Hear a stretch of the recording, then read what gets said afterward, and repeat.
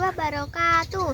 Pertama, marilah kita memanjatkan puji syukur kehadirat Allah Subhanahu wa taala. Zat yang tiada hentinya melimpahkan rahmat dan nikmatnya kepada kita semua. Sholawat teriring semoga tercurah kepada Nabi Muhammad SAW.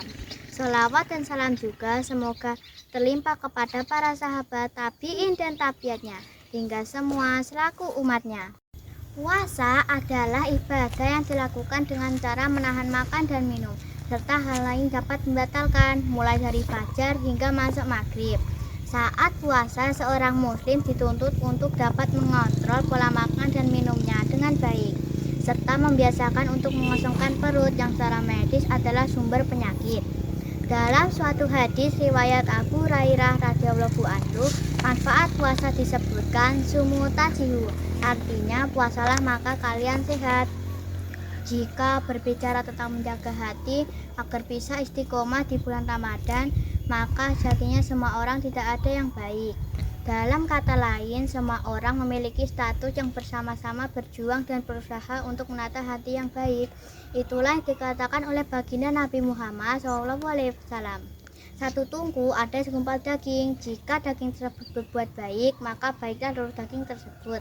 Tetapi jika daging tersebut berbuat buruk, maka buruklah seluruh daging tersebut. Dan daging tersebut adalah hati. Memang sebenarnya hanya Allah Subhanahu wa taala yang tahu isi dan kualitasnya di dalam hati hambanya. Niat letak pada hati, sehingga ketakwakan itu tidak bisa dilihat dan tidak bisa diketahui secara pasti kualitasnya kecuali Allah Subhanahu wa taala. Rasulullah SAW pernah bersabda, "Innamal amalu binniyat." Semua hal yang ingin dijalankan akan sangat bergantung pada niat. Begitu juga dengan niat ini yang letaknya ada pada hati. Dan urusan niat adalah urusan hambanya kepada Allah Subhanahu wa taala. Langkah pertama untuk tetap istiqomah adalah niat ikhlas menjalankan sesuatu karena Allah Subhanahu wa taala. Para ulama menuturkan, menjaga niat itu penting karena syarat diterimanya suatu amalan ada dua, yakni ikhlas karena Allah Subhanahu wa taala. Dan sesuai dengan ajaran Allah dan Rasulnya, jika salah satu hilang maka amalan itu tidak diterima oleh Allah Subhanahu wa taala. Tidak semua manusia bisa terus menjaga hati. Terkadang di awal sebelum melakukan sesuatu, hati ini telah berbuat baik, ikhlas kepada Allah semata.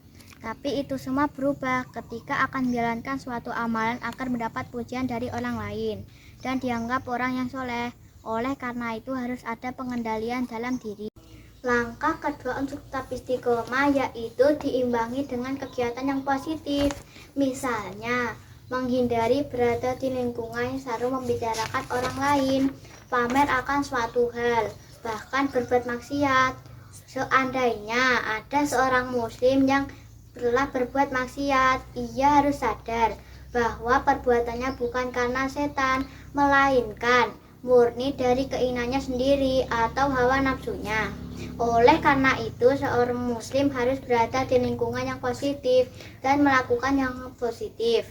Karena sedikit demi sedikit seorang muslim akan merasakan keindahan dalam istiqomah.